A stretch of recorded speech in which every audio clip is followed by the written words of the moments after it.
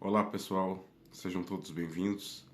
Aqui é o professor Pablo e hoje iniciaremos um novo módulo, aqui de videoaulas relacionados ao direito civil. Nós vamos falar das obrigações. É um tema bastante recorrente em provas e acredito que seja importante para vocês estudantes de direito. Iremos tratar das peculiaridades, das obrigações, de tudo que é importante nesse tema, que está contido lá na parte especial do novo Código Civil de 2002 e que é bem recorrente em provas de concursos públicos, em provas também da OAB. É importante só salientar que a análise desse curso vai ser baseado naquilo que a gente chama da eficácia diagonal dos direitos fundamentais, do professor Daniel Sarmento, onde o direito constitucional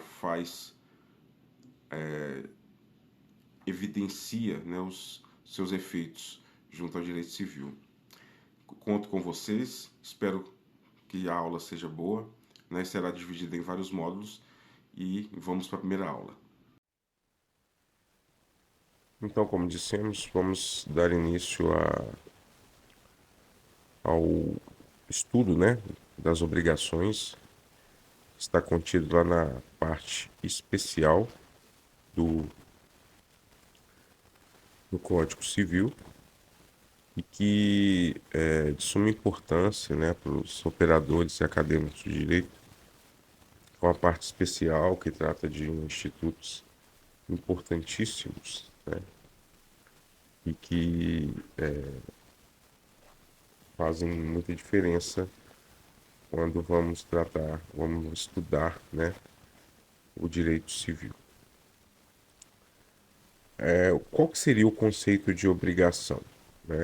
Obrigação é um vínculo jurídico. Daqui nós temos uma informação importante, Então, há um vínculo entre as partes.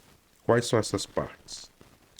O credor, que é o sujeito ativo dessa relação jurídica,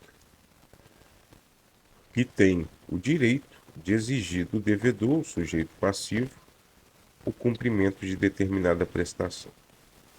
Então, é importante entender que nas obrigações nós temos uma relação jurídica onde há um sujeito ativo, o credor, e o sujeito passivo, o devedor.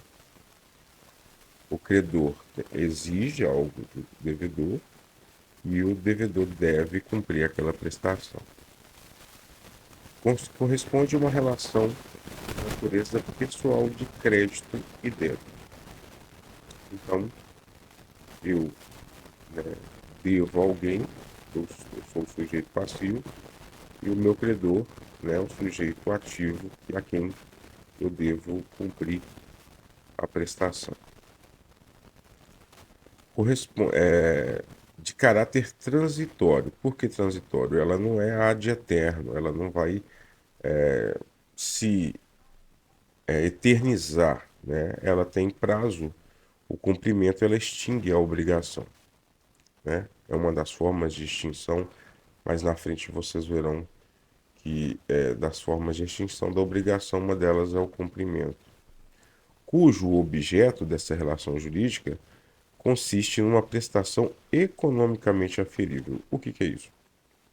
Tem que ter valor econômico essa obrigação, esse objeto.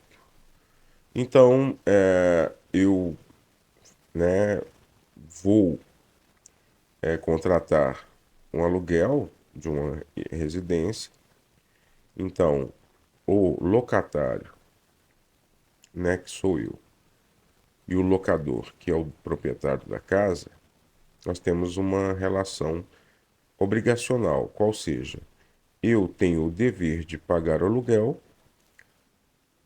sob pena de não cumprimento da obrigação, e ele tem a obrigação de fornecer o imóvel em estado para que eu possa usufruir da posse desse imóvel. Outra informação importante sobre o conceito de obrigação é que o patrimônio do devedor, que corresponde por suas obrigações, na realidade, é o patrimônio que responde. Então, todas as vezes em que nós iremos cobrar uma prestação, é através do patrimônio do devedor que ela vai ser cumprida. Constitui esse patrimônio garantia do adimplemento com que pode contar com o credor. Então, na realidade, quando se vai fazer um contrato, provavelmente o locador ele vai verificar as condições financeiras daquela pessoa para que essa pessoa possa cumprir o pagamento da locação. Então, a obrigação, vínculo jurídico, em resumo, um vínculo jurídico entre credor e devedor, cujo objeto constitui uma prestação econômica. E o devedor vai pagar com seu patrimônio. Elementos constitutivos da obrigação. Eles são subdivididos em elementos subjetivos. Toda vez que se fala de subjetividade, fala-se de sujeitos, né? Da pessoas. Então, quem são esses elementos subjetivos da obrigação? O credor e o devedor, né? O credor, sujeito ativo, e o devedor, sujeito passivo. Qual o elemento, além do credor e do devedor, nós temos também o elemento objetivo, que é a prestação, de dar, fazer, né? Então, ou não fazer também, temos esse elemento objetivo. E o elemento imaterial, que é o vínculo entre as partes. Então, nós temos numa obrigação, né, esses elementos que constituem e é recorrente a cobrança desses temas, né? Quais são os elementos constitutivos da obrigação? Então, são eles os elementos subjetivos imediatos e o elemento virtual, né, que é aquele vínculo que a gente não consegue enxergar, mas ele existe quando se inicia a obrigação. Então, quem é o sujeito ativo, o credor? É a pessoa física ou jurídica. Aqui temos uma informação importante, porque pessoas jurídicas também podem ser sujeitos ativos, né? Haja vista aí as instituições financeiras, que têm o direito de exigir o cumprimento da obrigação. É o credor da prestação devida. Exemplo: em um contrato de empréstimo, o banco que empresta o dinheiro ao sujeito ativo, como eu havia dito, o melhor exemplo de sujeito ativo de pessoas jurídicas são as instituições financeiras. Já o sujeito passivo, o devedor, é uma pessoa física ou jurídica também, que tem o dever de cumprir a obrigação. Então, o devedor sempre tem um dever de cumprir a obrigação.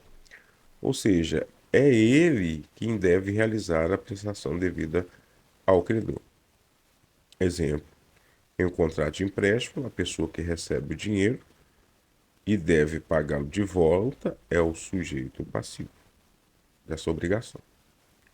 Então, sujeito ativo, credor; sujeito passivo, devedor. Sobre o elemento objetivo ou material da obrigação, né, que nós vimos lá dos elementos.